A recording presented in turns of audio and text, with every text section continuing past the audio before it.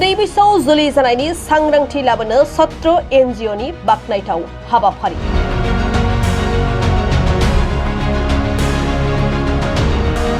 सत्र मुंनि मोनसे सरकारि नङै फसंथान थामहिनबा एनजिअआ उन्दै बैसोआव जुलि जानायनि सायाव सांग्रांथि लाबोनो थाखाय गारिजों फोसावदिंनाय मोनसे हाबाफारि जागायदों।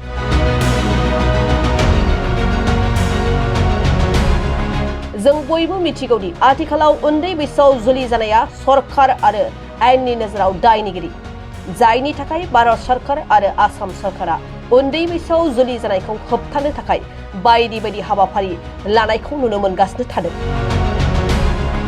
बेबायदिनो उन्दै बैसोआव जुलि जानायखौ होबथानो थाखाय भारत सरकारनि जागायनाय बाल विवाह मुक्त रथनि मोनसे बाहागो महरै गामियारि ओनसोलाव उन्दै बैसोआव जुलि जानायनि फारसे सांग्रांथि लाबोनो थाखाय गारि लानानै फोसावदिंनाय मोनसे हाबाफारिखौ दिनै क'क्राझार जिल्लायाव जागायदों सत्र एनजिअआ। दिनै क'क्राझार CWCनि सोद्रोमा आरो क'क्राझारनि सासे गागि खौरांगिरि मनालिसा शर्माया हाबाफारियाव गाहाय आलासि महरै बाहागो लानानै क'क्राझार सहरनि सानजा फारसे साखाथियाव थानाय मागुरमारि गोजौ फरायसालियाव उन्दै बैसोआव जुलि जानायखौ बन्द खालामनांगौनि सोमोन्दै बेसेन गोसा बिबुंथि होनायनि गेजेरजों सांग्रांथिनि गारिजों फोसावदिंनायखौ फ्लेग अफ खालामनानै बेखेवनानै होयो। मख'नाय जायोदि उन्दै बैसोआव जुलि जानाय गथ'फोरनि मोनथाय आरो रैखाथिजों लोगोसे गुबुन गुबुन समाजारि बिथिङाव थांनाय 2002 मायथाइनिफ्राय दुलाराय हादरजों लोगोसे आसामनि दाब दाब जिल्लाफोराव खामानि मावबोगासिनो थानाय सत्र एनजिअनि क'क्राझार जिल्ला क'अर्डिनेटर प्रान्जल बरुवानि दैदेननायाव 30 साननि हाबाफारिजों क'क्राझार जिल्लानि सिङाव थानाय गुबुन गुबुन गामि ओनसोलाव उन्दै बैसोआव जुलि जानायनि हेंथायै सांग्रांथि फोसावनाय हाबाफारिया दिनैनिफ्राय जागायबाय।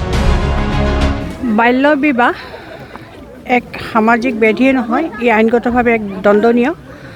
বৰ্তমান কেন্দ্ৰীয় চৰকাৰ, ৰাজ্য চৰকাৰে বাল্য বিবাহ নিৰ্মূল কৰাৰ কাৰণে বিভিন্ন ধৰণৰ আঁচনি পদক্ষেপ হাতত লৈছে।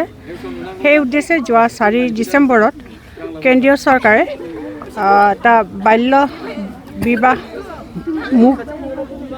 মুক্তি ভাৰত বুলি এটা অভিযান 100 দিনীয়া এটা অভিযানৰ কাৰ্যসূচী মুকলি কৰিছিলে। এই কাৰ্যসূচী মুকলি কৰিছিলে কেন্দ্ৰীয় শিশু বিকাশ মন্ত্ৰী মাননীয়া অন্নপূৰ্ণা দেৱী ডাঙৰীয়ানীয়ে। আৰু তাৰে লগত সংগতি ৰাখি আমাৰ কোকৰাঝাৰ জিলাতো সত্ৰ এনজিঅ'ৰ জিলা সমিতিয়ে আজি ভাৰত বাল্য বিবাহ মুক্তি ৰথ বুলি এটা আঁচনি আজি অভিযানৰ শুভাৰম্ভ কৰে।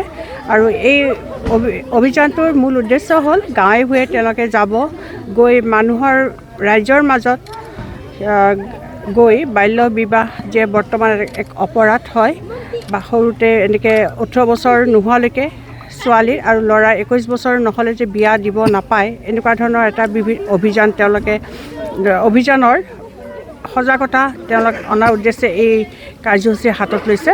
আৰু মই আশা কৰোঁ এই কাৰ্যসূচীৰ দ্বাৰা ৰাইজে আৰু অধিক সজাগ হ'ব আৰু সফল হ'ব পাৰিব। আপুনি যিহেতু CWCৰ এজন সদস্য আৰু কোকৰাঝাৰৰ এজন জ্যেষ্ঠ সাংবাদিক, বাল্য বিবাহ ক্ষেত্ৰত কোকৰাঝাৰ জিলাত পৰিস্থিতি কেনেকুৱা আছে?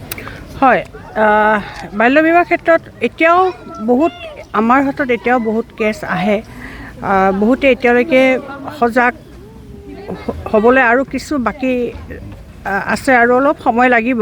তথাপিও আগতকৈ ধৰক 180% এতিয়া মানুহ সজাগ হ'ল। আৰু এতিয়া এনেকুৱা হৈছে, যদি বাল্য বিবাহ গম পাইছে কোনোবা গাঁও এখনত যে কোনোবা ছোৱালী কোনোবাই লৈ আহিছে বা কোনোবা ল'ৰাই কোনোবা ছোৱালী লৈ আনিছে, তেনেহ'লে লগালগ তাৎক্ষণিকভাৱে সেই গাঁওবুঢ়াই বা গাঁৱৰ কোনো ৰাইজে তেওঁলোকে আৰক্ষীক জনায়। আৰু ইয়াৰ দ্বাৰা বুজা যায় যে বহুতখিনি সজাগ হৈছে।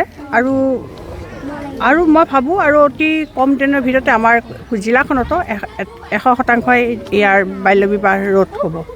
গাৰ্জেনবিলাকক কি ক'ব? গাৰ্জেনবিলাকক অনুৰোধ জনাইছোঁ যাতে আপোনালোকে নিজৰ ল'ৰা ছোৱালী সন্তানৰ প্ৰতি অলপ দৃষ্টি ৰাখিব। তেওঁলোকে যিহেতু 18 বছৰ নোহোৱালৈকে তেওঁলোকক প্ৰাপ্তবয়স বুলি ধৰা নহয়, গতিকে তেওঁলোকে শিশুৱেই হয়।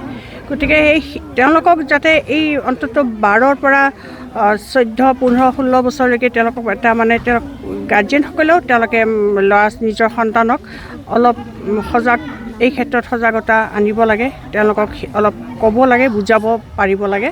আৰু সেইকাৰণে গাৰ্জেনসকলকো অনুৰোধ জনাইছোঁ নিজৰ সন্তানৰ প্ৰতি যাতে তেওঁলোকে অলপ চকু দিয়ে এই ক্ষেত্ৰত।